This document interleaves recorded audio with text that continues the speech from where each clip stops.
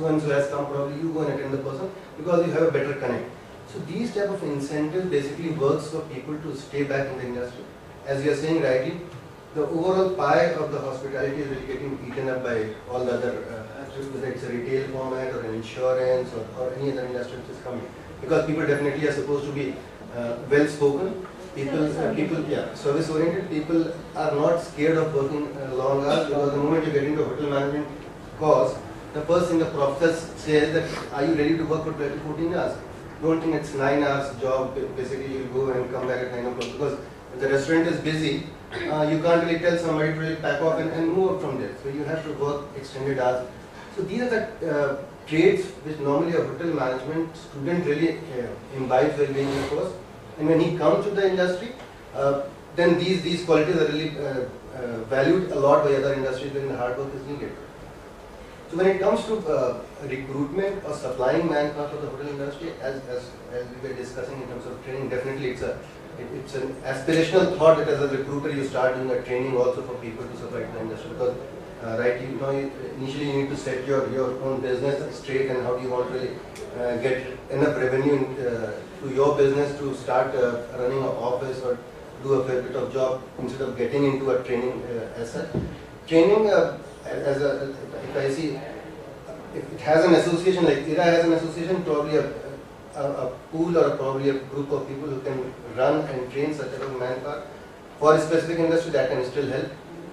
There are a couple of agencies or companies who are into association with hotel management institutes, small hotel management institutes, say in Madhya Pradesh or somewhere, and a couple of agencies who are in touch with some MBA institutes, the B-class MBA institutes, who are developing these guys for hospitality, or for your sector, or for pharmaceuticals or FMCG sector. They are into it. And in case, see, as the business partners, what we ask you people to be, you can get in touch with those agencies and try and see if those guys can be good people who are actually needed by our industry. So that can be a great help from your side, wherein your business also grows and we get the right people at the right time. We don't have to spend that much time in terms of explaining things to you and then you explain to the other guys.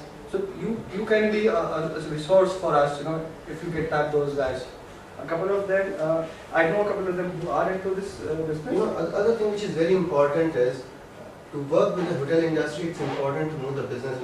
Normally, you would not like to really know the menu of a restaurant.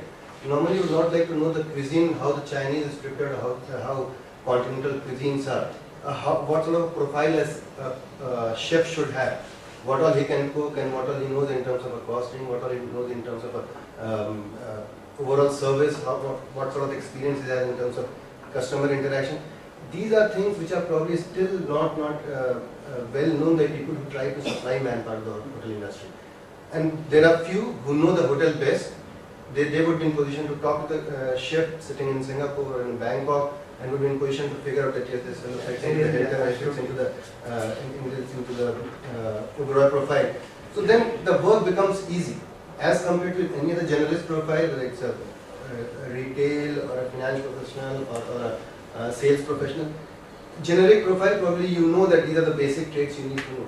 Technical skills, even when you are hiring an engineer for any organization, you will be still in position to figure out in case of it is for a mechanical job, he needs to know certain motors, he should have those particular electrical engineers should have a knowledge about the generators or the HVACs and all that. But when it comes to hotel industry, to be a successful recruiter for the hotel industry, it's very, very important that you know the business and probably you can talk the language. And that takes a bit of time. That's why you'll find that most of the hoteliers who basically go out and set up a shop for a recruitment, they are better placed than other people. But yes, it's a huge pie, there's a huge scope, there's a huge amount of manpower which is recruited. Biggest advantage is that you have a smaller group of people who move from one place to other place. People who leave Oberoi 3 years back, after 4 years, they'll again come back to Neon.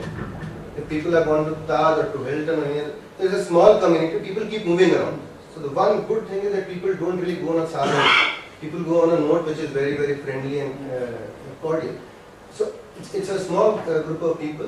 It helps recruiters also. They don't need to really know too many profiles around. Probably they need to know 7, 8, 10 people who are good in Chinese or who are good in the restaurant handling. and it works for them all.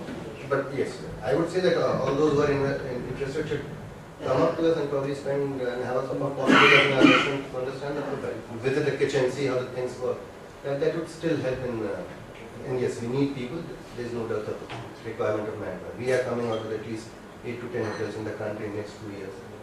International So expansion. how is this whole demand supply thing? Maybe Ritesh, you could tell us a little bit about it, because all hotels are expanding. There's a new segment that has come up in hotels very aggressively, which is the value hotel chain, which was earlier in India you talk about either luxury hotels or guest houses. There's really nothing in the middle. There's this huge gap in the middle, and now there's this whole value hospitality that is catching on.